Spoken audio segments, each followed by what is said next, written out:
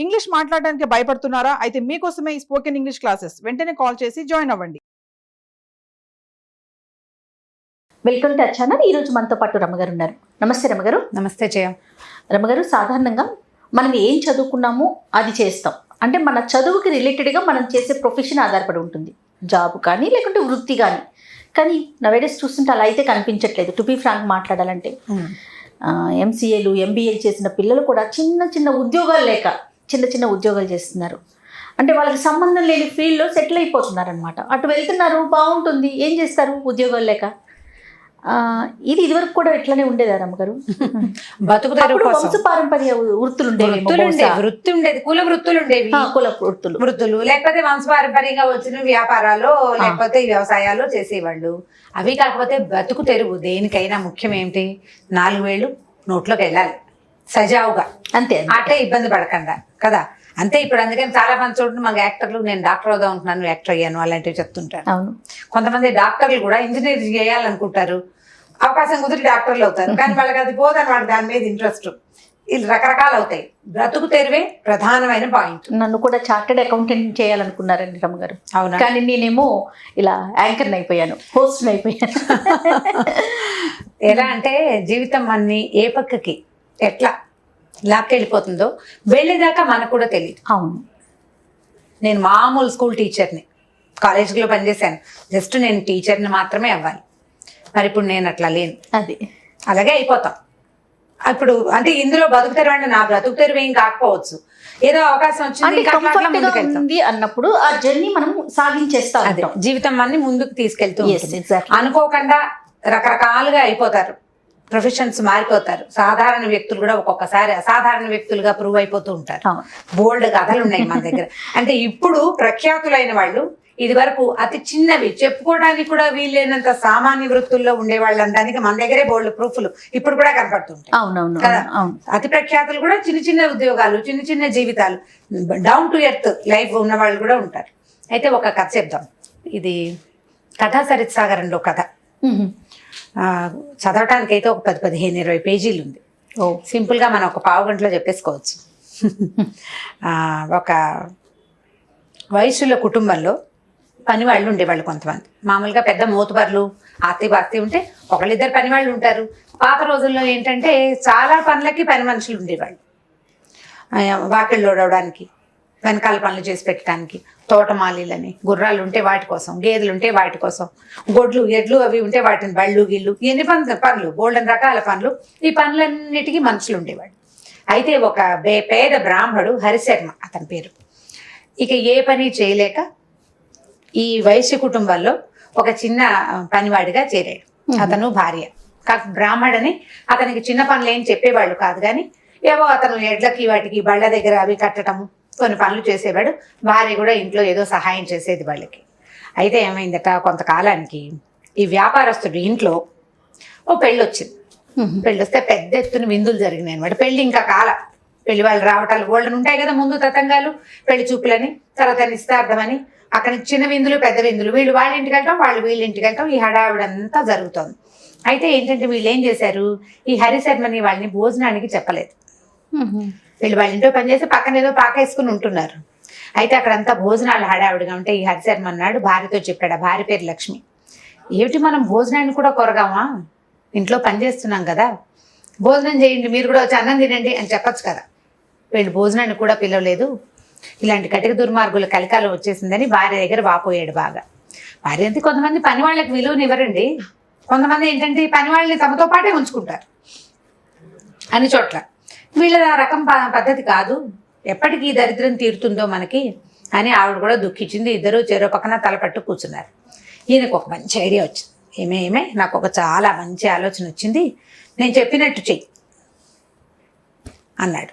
భార్య అంది, నువ్వు ఏం చెప్తే అది చేస్తా, ఈ దరిద్రం తీరిపోవాలి, ఈ డబ్బులు లేని పరిస్థితి, ఈ ఎవరైనా మన భోజనాన్ని పిలిస్తే బాగుండు అని అనిపించే దుస్థితిని దాని నుంచి బయటపడాలి, ఏదో ఒకటి చేయమంటే. అయితే ఓ పని చేద్దాం, పెళ్లి కొడుకు పెళ్లివారంతా వచ్చి ఉన్నారు కదా, గుర్రాన్ని తీసుకెళ్లి అడవిలో కట్టేస్తా, వీళ్ళంతా వెతుక్కుంటారు. అప్పుడు నువ్వు మన వర్తకుడి దగ్గరికి వెళ్ళి, అంటే యజమాని దగ్గరికి వెళ్ళి, మా ఆయన గొప్ప జ్యోతిష్కుడు, ఆయన గంజన వేసి చూస్తాడు, ఎక్కడుందో చెప్తాడు. ఆయన థాట్లోనే అంటే ఐడియా ఆలోచనలోనే తెలుసుకోగలడు. బాగా జోస్యం వచ్చండి అని ఆయనకి చెప్పు అని చెప్పాడు. భార్య ఇందులో ఏమీ రిస్క్ లేదు కదా, రిస్క్ ఏం లేదు, వీళ్ళంతా పడుకుంటారు, భోజనాలు చేశారు పీకల దాకా, ఫుల్గా తినవాళ్ళు శుభ్రంగా పడుకుంటారు. మనమేమో అర్ధాకలతో ఉన్నాము, అరకొరగా అన్నం తిన్నవాడికి నిద్ర ఇక్కడ పడుతుంది. అందుకని వీళ్ళంతా పడుకున్నాక గుర్రాన్ని తీసుకెళ్ళి కట్టేస్తా అన్నాడు. సరే ఏం చేశారు, 1 గంట 12:30 1 గంట అయింది. అందరు మంచి గాఢ నిద్రలో ఉండగా పెళ్లి కుమారుడికి తాలూకు బాగా అలంకరించిన గుర్రాన్ని పట్టుకెళ్ళి ఇతను అడవిలో ఓ మర్రి చెట్టు పక్కన కట్టేశాడు. కట్టేసేసి వచ్చాడు ఇంటికి. తెల్లారింది. పెళ్లి కుమారుడు గుర్రం ఎక్కి దీనికి వెళ్ళాలి, ఎక్కడ పెళ్లి మండపం దగ్గరికి వెళ్ళాలి. గుర్రం కనపడలేదు. అతను నా గుర్రం లేదే నేను ఇంకో గుర్రం ఎక్కనన్నాడు. తర్వాత వెతుకుదామంటే పరిస్థితి అట్లా లేదు. దానికి చక్కగా మంచి జీను బంగారపు అవి వేసి బాగా అలంకారం చేశారు. అది ఎక్కాలి. పైగా అతనికి పెంపుడు గుర్రం, నా గుర్రం అంటాడు అబ్బాయి. దాంతో వ్యాపారస్తులు కంగారు పడిపోయాడు. పెళ్లి వాళ్ళకి సమాధానం చెప్పొద్దు, దొంగతనం జరిగిపోయిందంటే ఇక అంతా ఊరు వాడ వెతుక్కున్నారు. గందరగోళంగా ఉంది. పెళ్లి ఆగిపోయే పరిస్థితి వచ్చేసింది. వచ్చేసరికల్లా ఈ అమ్మాయి లక్ష్మి ఏం చేసింది, మెల్లిగా ఈయన భార్య, ఈ హరిశర్మ భార్య ఆయన దగ్గరికి వెళ్ళి, అయ్యగారు మా ఆయన గొప్ప జ్యోసుడండి, ఏదో కాలం కర్మం కలిసిరాక పని చేసుకుంటున్నాం, కానీ మీరు ఒక మంచి మాట అడగండి, ఈయన్ని చెబుతాడు మీకు. అంటే నిజమా, నాకు తెలియదే అన్నట్టు. మీకేం తెలుస్తుందంటే ఏదో పని వాళ్ళగా చేరేం కదా, దాంతో పొట్టపోసుకోలేక మేము ఈ పనిలోకి దిగాము, అడగండి మీరని అనేసరికి ఈయన ఏం చేశాడు, గబగబా కాళ్ళు చేతులు మొహం కడుక్కుని, ఎవరి దగ్గరైనా పెద్దవాళ్ళ దగ్గరికి వెళ్ళి మంచి మాట అడగాలంటే ఎలా పడితే అలా వెళ్ళరు కదా, మొహం కాళ్ళు చేతులు కడుక్కుని ఓ పళ్ళెంలో కాసిన తమలపాకులు పళ్ళు అవి పెట్టుకుని ఈ హరిశర్మ చేతులు పెట్టి, హరిశర్మ నన్ను కాపాడు, గుర్రం ఎక్కడుందో చెప్పు నీ వల్ల అయితే. ఈయన బాగా ఆలోచించి పైకి చూశాడు, కిందకు చూశాడు, తగటగా వేళ్ళు లెక్క పెట్టాడు. ఇక్కడి నుంచి ఫలానా ఇంత దూరం నడిచెళ్ళండి, అక్కడ ఒక అడవి లాంటిది వస్తుంది, కుడి చేతికి వెళ్ళి ఎడం వైపు మళ్ళీ కుడి చేతి వైపు మడితే అక్కడ ఒక మర్రి చెట్టు ఉంది, అక్కడ దానికి గుర్రం కట్టేసింది అన్నాడు. పరిగెత్తుకుంటూ పోయారు. కుడి ఎడమ అన్నీ తిరిగాక మర్రి చెట్టు వచ్చింది, దాని కింద గుర్రము వచ్చింది. గుర్రం అక్కడే ఉంది. వీళ్ళు ఏం చేశారు, గబగబా గుర్రాన్ని విప్పి తెచ్చేసుకున్నారు. ఈయన ఆశ్చర్యపడి, అయ్యి బాబోయ్ ఇంత ప్రతిభాశాలిని నేను ఇంట్లో పని చేయిస్తున్నానా అని చాలా ఆశ్చర్యపోయి, అక్కడ పెళ్లిలో అగ్రతాంబూలం హరిశర్మ గారికి ఆయన చెప్పాడు కదా, లేకపోతే గుర్రం ఎవడో ఎత్తుకుపోయి ఎక్కడెక్కడో కట్టేస్తే ఈయనకి ఎలా తెలిసింది, ఈయనే కట్టేశాడేమోనని వాళ్ళకి అనిపించలే, ఆలోచన రాలా, ఎవరికి వస్తుంది. అట్లా ఈ మామూలుగా ఎడ్ల బళ్ళ దగ్గర చిన్న పని చేసే హరిశర్మ గారు సడన్ గా జ్యోతిష్యుడైపోయాడు. అయిపోగానే వీళ్ళ పెళ్లిలో వాళ్ళంతా, మా అమ్మాయికి పిల్లలు పుడతారండి, మా అబ్బాయికి పెళ్ళి ఎప్పుడు అవుతుందండి, మా వాడు అసలు సంపాదన లేదు, ఎప్పటికి సంపాదన వస్తుందండి అని 4-5 మాటలు అడిగారు. అడిగితే ఎంత చెడ్డ బ్రాహ్మడు కదా, ఈయనకి నక్షత్రాలు అవి కొంచెం పేర్లు తెలుసు, ఫలానా నక్షత్రం వచ్చినప్పుడు ఫలానా తిథి వచ్చినప్పుడు ఇలాంటివి 4 మాటలు చెప్పాడు. అందరూ తలా కాస్త 10 రూపాయలు 100 రూపాయలు ఆ రోజుల్ని బట్టి చదివిచ్చారు. అక్కడి నుంచి ఈవిడికో పట్టు చీర కట్టబెట్టారు. పెళ్లిలో ఆయనకు చక్కటి మంచి బట్టలు పెట్టారు, భోజనం బాగా ఘనంగా పెట్టారు. మీరు ఆ పూరు గుడిసెలో ఉంటామేమిటి, మన దగ్గర మంచి పెంకుటిల్లు ఉంది, దాంట్లో ఉందరుగానని తీసుకెళ్ళి అందులో ఉంచారు. ఊళ్ళో వాళ్ళంతా బాగా ప్రచారమైంది. ఇక యథాశక్తి జనాలు రావడం మొదలుపెట్టారు. మంచి మాట చెప్పడమే కదా, అంతకంటే ఏముంది, పంచాంగం చూడడం నేర్చుకున్నాడు ఈయన.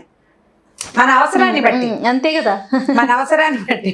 కెమెరాతో పని ఉంటే కెమెరా నేర్చుకుంటాం కదా, అంతే.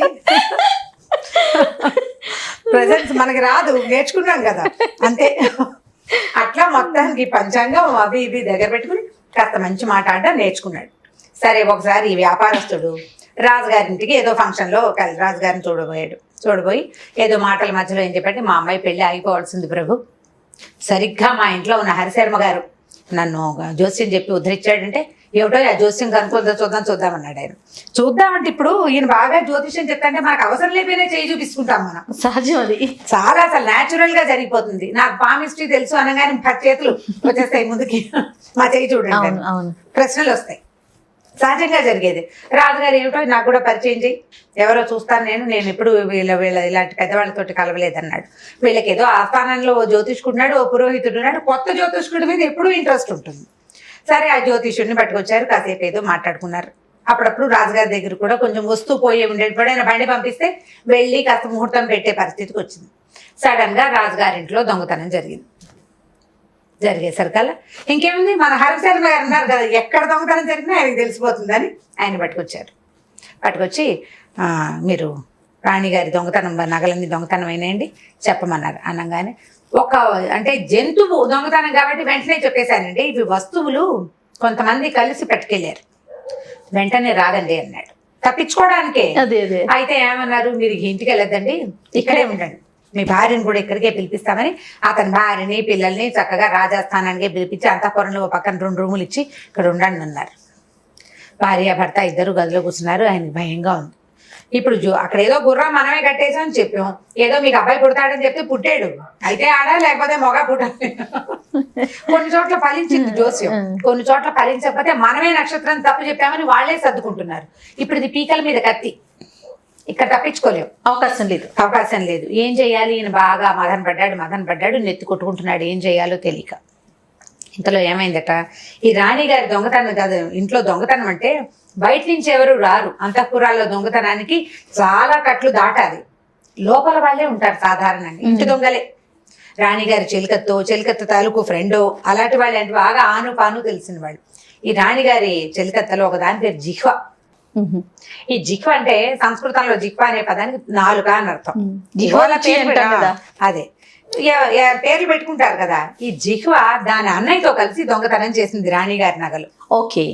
అయితే ఇప్పుడు ఈ హరిశర్మ గారికి చాలా పేరుంది ఊళ్ళో, పోయిన వస్తువుల గురించి ఆయన బాగా చెప్తాడు అని. ఇప్పుడు ఒకవేళ ఆయన చెప్పేస్తే 4 రోజులు సమయం కావాలన్నాడు. 4 రోజుల్లో అన్నయ్యని నన్ను ఇద్దరినీ కనిపెట్టి మేము ఎక్కడ దాచామో అది కూడా కనిపెడితే కొంప మునిగిపోతుందని ఆ అమ్మాయి చాలా తటపటాయిస్తుంది, భయంగా ఉంది. ఈయన ఏ రూముల్లో ఈయన అయితే హరిశర్మ గారిని ఉంచారో అక్కడక్కడే తిరుగుతోంది అది. ఆయన ఏం ఆలోచిస్తున్నాడో ఏం మాట్లాడతాడో తెలుసుకుని ముందే పారిపోవడానికి సిద్ధంగా ఉండి తిరుగుతోంది అటు ఇటు. ఈయన ఏం చేశాడు, నెత్తి కొట్టుకుంటూ అని అనుకుంటున్నాడు అనమాట. అంటే స్వాగతంగా మాట్లాడుకుంటారు కదా, జిహ్వా ఎంత పని చేస్తువే, నా కొంప ముంచావు నువ్వు అన్నాడు. అంటే 4 అని చెప్తున్నాడు అనమాట. నాకు అన్నీ తెలుసు అని కనుక నేను చెప్పకపోయింటే నా కొంప మునిగేది కాదు, ఏదో 2000 నోట్లోకి నువ్వు పోతాయి కదా అని ప్రయత్నం చేస్తే చివరికి ఇప్పుడు పేకొత్తరించే సమయం వచ్చేసింది. ఇప్పుడు రాజుకు దొరికితే కష్టం కదా. అనగానే ఈ అమ్మాయి జిహ్వా అని నన్నే అన్నాడు అనుకుంది. అనుకోవటం ఏంటి, పరిగెత్తుకుంటూ లోపలికి వచ్చేసింది. అయ్యగారు నన్ను కాపాడండి, నేనే చేశానండి. వీళ్ళు తెల్లపోయారు, ఇదేమిటి మనకు తెలియదు కదా. సరే అప్పుడు కాళ్ళు పట్టుకుంది, నేను మా అన్నయ్య కలిసి దొంగతనం చేశామండి, ఎక్కడ దాచామో మీకు చెప్పేస్తాం, మేమని మాత్రం మీరు చెప్పద్దు. పోనీలి, మేమని చెప్పబోకండి, ఒప్పందం చేసుకుంది, మేమని చెప్పద్దు, వస్తువు ఎక్కడుందో చెప్పేస్తానండి. అంటే ఆవిడ నగలన్నీ పట్టుకుపోయారు కదా, పలానా చోట ఉద్యానవనంలో తోటలో ఓ పక్కన పాతి పెట్టారు, మెల్లిగా తీసుకెళ్ళొచ్చని అక్కడ పాతేసుకున్నారు. వెంటనే దాటించలేరు కదా, అంటే చెకింగ్ అవుతుంది. అంతఃపురం నుంచి బయటకు వచ్చే వాళ్ళని పైన ఇప్పుడు మనం వెళ్తుంటే అన్ని చోట్ల చెక్ చేస్తారు కదా, ఎయిర్పోర్ట్కి వెళ్తే తడిపి చంపేస్తారు, అట్లా చెకింగ్ ఉంటుంది. అందుకని లోపలే దాచిపెట్టారు. అప్పుడోటి పట్టుకెళ్ళొచ్చారు. పలానా చెట్టు కింద పెట్టామండి అని చెప్పి. వీళ్ళు ఏమంటున్నారు, అమ్మాయి వెళ్ళిపోగానే మన అదృష్టం ఇలా కలిసి వచ్చింది, గుమ్మడికాయ దొంగ ఎవరంటే భుజాలు తడుకున్నట్టు ఇది బాగానే వచ్చేసింది అని అనుకుని ఏం చేశారు, మర్నాడు పొద్దున మంచి గ్రాండ్ గా పూజ గీజ పెట్టించి రాజుగారితో యథాశక్తి దక్షిణ సంభావన అన్ని పుచ్చుకుని ఫలానా తోటలో ఫలానా చెట్టు కింద పొగటి చెట్టు కింద తవ్వి చూసుకోండి, ఎర్రటి గుడ్డలో మూట కట్టి ఉన్నాయి నగలు. ఎవరు తీశారు అంటే అది కనపట్టలేదు ప్రభు, చాలా మంది ఉన్నారు. ఇప్పుడు ఒకళ్ళ పేరు చెప్పామనుకోండి, ఏదో ఆనుపానుగా కనపడుతున్నారు మనుషులు, నాకు పేరు చెప్తే వృధాగా ఆ మనిషి కాకపోతే నిర్దోషులకు శిక్ష పడుతుంది. అందుకని ఆ పాపను నేను తీసుకోను, మనకు నగలు కావాలి, దొరికినాయి కట్టుదిట్టం చేయండి, జాగ్రత్తగా చేయండి. మనుషులు ఎవరో మాకు తెలుసు, హరిశర్మ గారు వదిలేయమన్నారు కాబట్టి వదిలేసామని ప్రకటించండి, అప్పుడు మీకు ఈసారి దొంగతనం జరగకుండా ఉంటుందని నమ్మించాడు. సరే రాజుగారు వెళ్ళాడు, చూసుకున్నారు, నగలు దొరికినాయి, బాగుంది కదా.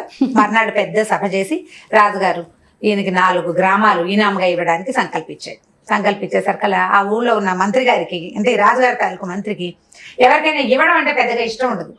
ఏదో 100 వరహాలు ఇస్తే సరిపోతుంది, ఈ ఊళ్ళు ఇవ్వడం ఏమిటి, 4 అగ్రహారాలు ఇచ్చేయడం అంటే బోళ్ళంత సంపద ఇచ్చేయడం. అందుకని ఆయన ఏం చేశాడు, రాజుగారు దానం చేస్తాను అంటే వద్దండి, ఈ శర్మ గారిని ఇంకొంచెం టెస్ట్ చేద్దామన్నాడు ఆయన, ఇంకొక పరీక్ష పెడదాం, ఇంకోసారి కూడా శర్మ గారు ప్రూవ్ అయితే అప్పుడు ఇద్దామన్నాడు.